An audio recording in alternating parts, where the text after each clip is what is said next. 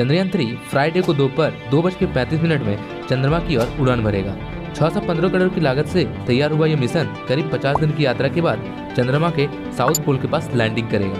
Launching Sriharikota स्थित Satish Dhawan space centre के launch pad 2 से होगी। इसको चंद्रमा पर भेजने के लिए LVM-3 लॉन्चर का इस्तेमाल किया जा रहा है। चंद्रयान-3 मिशन साल 2019 में भेजे गए चंद्रयान-2 मिशन का फॉलो अप मिशन है। इसमें लैंडर की सॉफ्ट लैंडिंग रोवर को सतह पर चलाकर देखा जाएगा। हालांकि लैंडर को चांद की सतह पर उतारना सबसे कठिन काम है।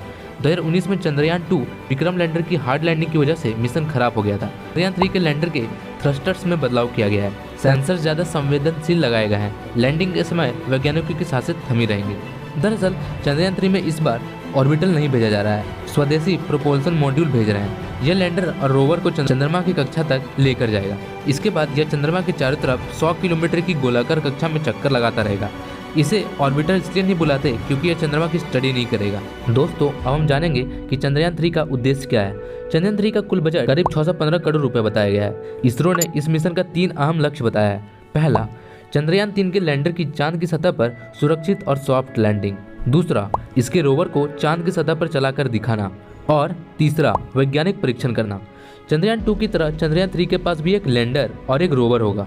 जैसे यह चांद की सतह पर पहुंचेगा, लैंडर और रोवर अगले एक लूनर डे यानी धरती के 14 दिन के समान समय के लिए सक्रिय हो जाएगा।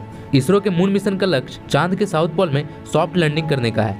इसरो ने सितंबर 2019 में चंद्रयान-2 को चांद पर उतारने का प्रयास किया था, लेकिन तब उसका विक्रम लैंडर क्षतिग्रस्त हो गया था। तब इसरो प्रमुख ने न्यूज एजेंसी PTI से कहा था, ऑर्बिटर से मिली तस्वीर से लगता है कि विक्रम लैंडर की चांद पर हार्ड लैंडिंग हुई है। चांद का चक्कर लगा रहे ऑर्बिटर ने विक्रम लैंडर की थर्मल इमेज ली है। चंद्रयान-2 से मिली सीख के आधार पर इसरो ने अपने आने वाले मिशन की डिजाइन और बनावट में बदलाव किए हैं। न्यूज एजेंसी INS के मुताबिक संभावना यह है कि इसरो एक बार फिर अपने लैंडर का नाम विक्रम और रोवर का नाम प्रज्ञान रखेगा। यह अभियान चांद की सतह पर केमिकल एलिमेंट्स और मिट्टी, पानी के कणों जैसे प्राकृतिक संसाधनों को देखेगा। यह अभियान चांद की बनावट को लेकर हमारी जानकारी में महत्वपूर्ण इजाफा करेगा। वैज्ञानिक परीक्षण के लिए यह अंतरिक्ष यान अपने साथ कई उपकरणों को ले जा रहा है। इसमें सिस्मोमीटर भी शामिल है ताकि चांद के भूकंप को मापा जा सके। वैज्ञानिक इस तरह के परीक्षण से चांद की सतह के तापमान और वहां के वातावरण के अन्य तत्वों को जान सकेंगे। चंद्रयान-3 पर स्पेक्ट्रोपोलरीमीटर और विजुअल प्लैनेट अर्थ भी लगा होगा, जिससे हमारे वैज्ञानिकों को चंद्रमा की ऑर्बिट के छोटे ग्रहों और हमारे सोलर सिस्टम के बाहर स्थित ऐसे अन्य ग्रहों के बारे में जानकारी इकट्ठा करने के लिए महत्वपूर्ण डेटा शामिल हो सकेगा जहां जीवन संभव है।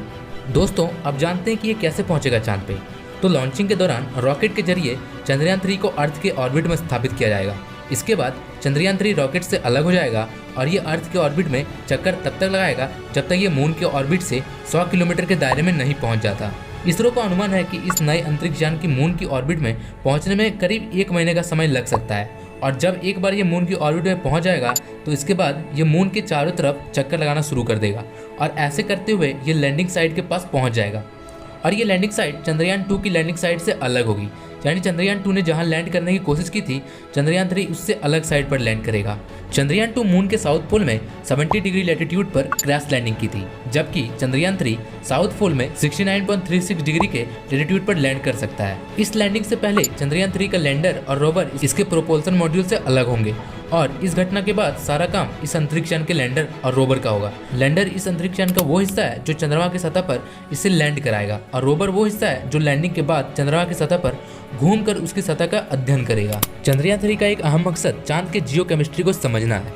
आज से करीब 1 दशक पहले जब भारत ने अपने पहले लूनर मिशन चंद्रयान की सहायता से तरल पानी की मौजूदगी का कंफर्मेशन किया था तो सब हैरान रह गए थे। और इस बार इसरो का प्लान कुछ और बड़ा करने का है।